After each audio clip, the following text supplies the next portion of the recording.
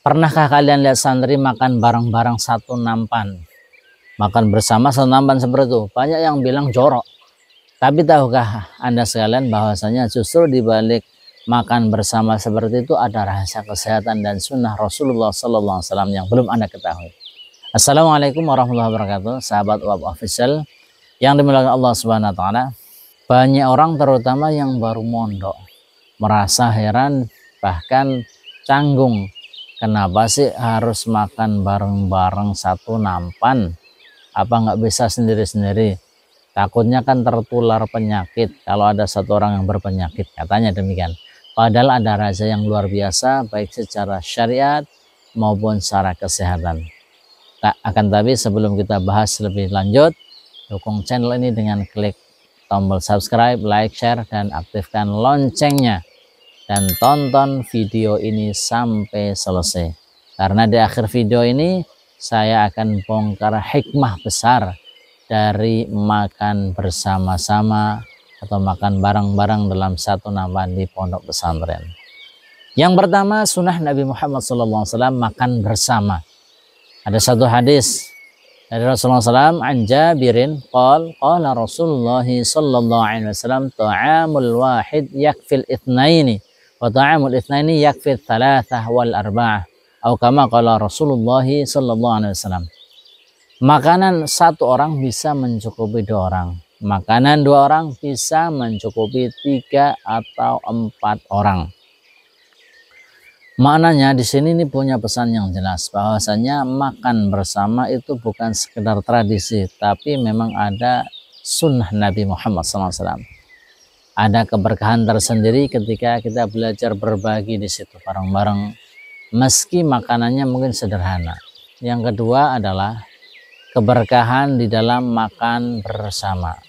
Rasulullah SAW juga bersabda mengenai hal tersebut, ijtami'u ala ta'amikum wadhkuru ismallahi yubarik lakum fih, atau kama qala Rasulullah SAW. Berjamaahlah kalian dalam makan dan sebutlah nama Allah, maka akan diberkahi untuk kalian. Nah, dari sini kita bisa tahu bahwasanya keberkahan makanan itu muncul ketika dimakan bersama-sama, bukan ketika sendirian.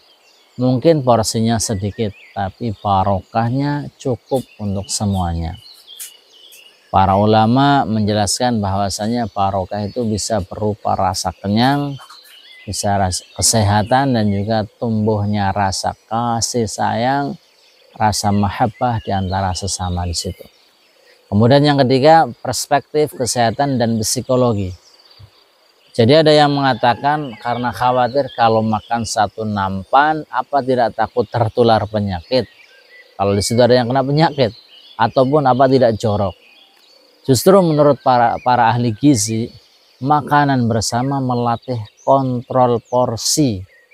Santri jadi terbiasa makan secukupnya, tidak rakus, tidak berlebihan. Al-Quran juga sudah mengingatkan, a'udzubillahi minasyaitonirrajim wa kulu washrabu wa la tusrifu. Makan dan minumlah tetapi jangan berlebihan. Dari sisi kesehatan, penyebab penyakit justru karena banyak makan, pola hidup yang buruk, junk food, minuman manis, kurang olahraga, atau merokok ini yang paling bahaya kan. Ya, tapi kalau makan bersama tidak. Dari psikologi, makan bersama meningkatkan bonding ukhuwah, rasa kebersamaan dan juga rasa empati, kasih sayang. Kemudian santri belajar berbagi, mendahulukan teman, bahkan rela mendapat porsi kecil demi orang lain. Ini luar biasa, melatih sifat ya. Keempat, tradisi pesantren dan adab Islami. Di pesantren makan satu nampan bukan hanya soal kenyang ya, tapi pendidikan akhlak. Imam Ghazali rahimahullah ta'ala mengatakan ya, yang mafhumnya jangan mencela makanan, bersyukur atas apa yang ada, berbagi dengan saudara sesama muslim, mendahulukan orang lain. Dengan makan satu nampan, santri ini bisa belajar banyak, diantaranya belajar tawadhu, menjadi tidak sombong karena bareng-bareng seperti itu, kemudian melatih ukhuwah, rasa persaudaraan, kasih sayang, tumbuh syukur, makanan sederhana tapi penuh dengan rasa nikmat. Kemudian yang kelima, respon untuk yang belum terbiasa, santri baru sering canggung ya. Kok makannya rame-rame begini, sapu nampan lagi, aneh nih, nggak biasa. Itu sebenarnya wajar sih, karena namanya baru perlu adaptasi, tapi lama-lama mereka akan merasakan indahnya kebersamaan di situ. Nabi SAW bersabda, la yu'minu ahadukum hatta yuhibba li akhihi ma yuhibbu li nafsihi, atau kama qala Rasulullah sallallahu alaihi wasallam. Tidaklah beriman salah seorang di antara kalian sampai ia mencintai saudaranya sebagaimana ia mencintai dirinya sendiri. Kelihatannya mudah nih hadisnya, tapi prakteknya luar biasa nih. Perlu perjuangan. Salah satunya dengan makan itu, Pak. Dengan makan bareng itu satu nampan, kita belajar menyukai untuk saudara apa yang kita sukai untuk diri sendiri. Ini, Pak. Jadi kesimpulannya kita bisa tarik kesimpulan, jadi makan satu nampan di pesantren bukan soal jorok atau tidaknya, tapi soal yang pertama adalah menghidupkan sunnah makan bersama, makan berjamaah. Kemudian keberkahan, ada adab islami dan pendidikan akhlak santri. Dari sisi ilmiah, melatih porsi, mengatur porsinya, mencegah berlebihan.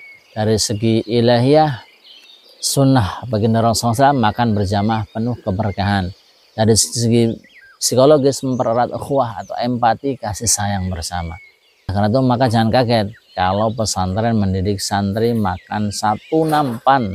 Itu cara agar santri bisa hidup sederhana, bersyukur, sehat, dan penuh barokah. Jadi kalau sahabat sekalian pernah makan bersama bareng-bareng satu nampan, apa pengalaman yang paling berkesan? Silahkan tulis di kolom komentar di video ini. Dan jangan lupa like, share, dan subscribe agar makin banyak yang tahu hikmah Islam yang indah ini yang ada di tradisi pondok pesantren. Terima kasih sudah menonton video ini sampai selesai. Semoga bermanfaat dan assalamualaikum warahmatullahi wabarakatuh.